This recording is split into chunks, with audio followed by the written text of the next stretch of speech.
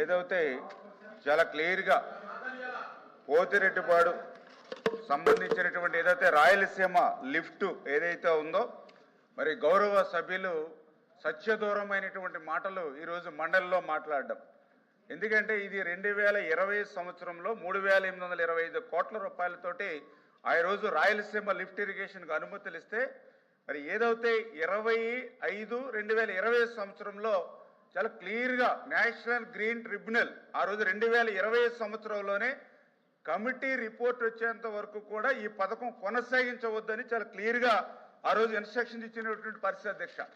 ఇదంతా కూడా ఊరికే డాక్యుమెంట్ ఎవిడెన్స్ తోటే చాలా క్లియర్గా ఈ యొక్క 25/5/2020 సంవత్సరంలోనే ఈ యొక్క కమిటీ నివేదిక వచ్చేంత వరకు కొనసాగించవద్దని. అంటే 2020లో జగన్మోహన్ రెడ్డి ముఖ్యమంత్రిగా ఉన్నాడా లేకపోతే చంద్రబాబు నాయుడు గారు ముఖ్యమంత్రిగా ఉన్నాడా అనేటువంటి విషయం కూడా ఈరోజు గౌరవ సభ్యులకు తెలియకపోవడం చాలా దురదృష్టకరమైనటువంటి పరిస్థితి అధ్యక్ష.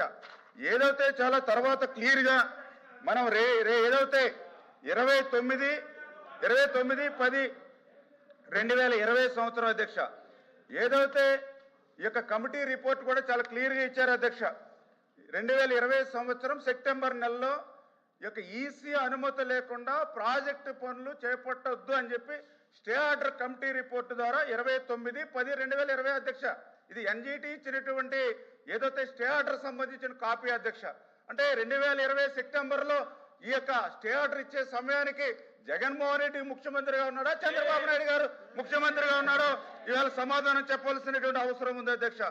అదేవిధంగా ఏదైతే 7/7/2021 అంటే ఏదైతే డిపిఆర్కు సంబంధించి సర్వేకు సంబంధించి నేషనల్ గ్రీన్ ట్రిబ్యునల్ ఇచ్చినటువంటి ఉత్తర్వులకు విరుద్ధంగా పనులు చేస్తున్నారని చెప్పి ఆ రోజు 7/7/2021లో అన్ని పనులు నిలిపేయమని చెప్పేసి మళ్ళీ ఇంకొకసారి ఎన్జిటి ఉత్తర్వులు ఇచ్చినటువంటి పరిస్థితి అధ్యక్ష.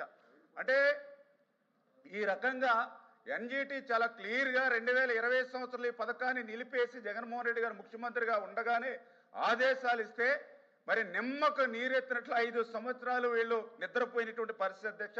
నెంబర్ 1.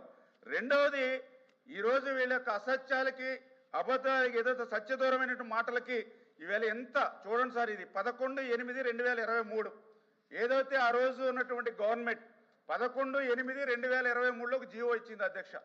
GO number 364. ఈ జీవోలో చాలా క్లియర్గా ఆ రోజు ఉన్నటువంటి గవర్నమెంట్ ఈ యొక్క రాయలసీమ ఎత్తిపోతల పథకం అనేది సాగునీరు కోసం కాదు, కేవలం డ్రింకింగ్ వాటర్ త్రాగునీరు కోసమే అని చెప్పి ఆ రోజు జీవో ఇచ్చినటువంటి పరిస్థితి. ఆ రోజు ఉన్నటువంటి ఏదైతే యొక్క సెక్రటరీ గారు కూడా అఫిడవిట్ కూడా డ్రింకింగ్ వాటర్ నిమిత్తం అని చెప్పేసి అఫిడవిట్ కూడా దాఖలు చేసినటువంటి పరిస్థితి అధ్యక్ష. అంటే వీళ్ళ ప్రభుత్వంలోనే జగన్మోహన్ రెడ్డి గారు ముఖ్యమంత్రిగా ఉండగానే ఇది సాగునీరు కాదు త్రాగునీరు అని చెప్పి జీవో ఇచ్చారు. అఫిడవిట్లో కూడా స్వయంగా ఆ రోజు ఉన్నటువంటి సెక్రటరీ గారు కూడా మీరు అఫిడవిట్ ఇచ్చినటువంటి పరిస్థితి అధ్యక్ష. మరి అదేవిధంగా ఏదైతే 22/3/2024 అధ్యక్ష మరి చాలా క్లియర్గా ఏదైతే ఎన్జిటి ఉత్తర్వుల్ని కాదని వీళ్ళు డిపిఆర్ నెపం పెట్టి కొన్ని పనులు ఏవైతే చేశారో దాని మీద 2.65 కోట్లు జరిమానా కూడా ఈ యొక్క ప్రాజెక్టు మీద ఆ రోజునటువంటి ప్రభుత్వం మరి ఏదైతే ఎన్జిటి విధించినటువంటి పరిస్థితి అధ్యక్ష.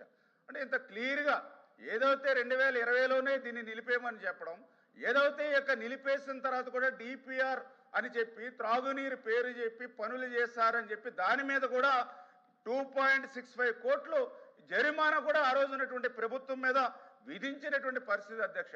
అంటే ఈ రకంగా 2020లోనే యొక్క ప్రాజెక్టు పనులు నిలిచిపోతే మరి ఈ రోజు మరి చంద్రబాబు నాయుడు గారిని ఎట్లా మాట్లాడతారు?